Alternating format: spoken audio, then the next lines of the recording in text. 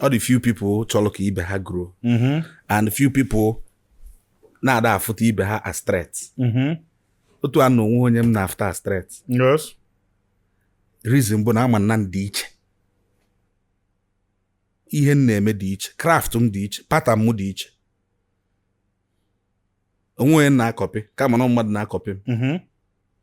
Ịma how many of my jokes ndị comedian nọ n'Ọka ji were Kpọọ n'afa n'ọgbam kpọọ n'afa Yambaba 1 Yambaba Kedafia Creative Monster Kedafia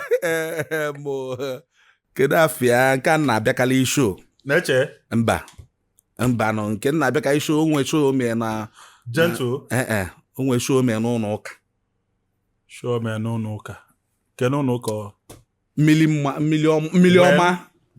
Okay. Mmili ọma. Coming doctor, mmili ọma. Okay. Dere use joke mu ka nkọnụ. MC2 Mike mgbe ọ na ya. Onye nke a na ọ na-ojide. Onye nke a ga-ekwete na ọ pịagide m ya, pịagide m ya. Even if you're there. Ọ ya kwe.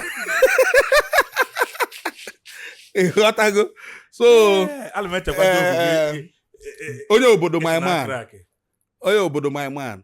Onye obodo n'onwe ya kwuchọsị m ọga biko hapụkwa joke a hapụkwa joke a biko na admit ọga hapụrụ m joke a ọ nwere joke ga dị ka keke ọtọ nọ ya ọwọ Benz. Thank you you know so and uche Ogbuagụ na-enela ya melu m ndebazie creative on my own na-achọsị ka m create my own jokes because mgbe anyị bidocha joke ndị mmadụ ka anyị na-akrak so ndị mmadụ na-akrak kwa nke ekita ewe n'iwe because enwekwara onye kọpịrị nke ya bifo ebido mewe nke so onweghị onye na-arụ moto kịta naanị ya sị na onye nwa kreti moto mba enwere moto ị na-ele anya copy bụ something way of life now.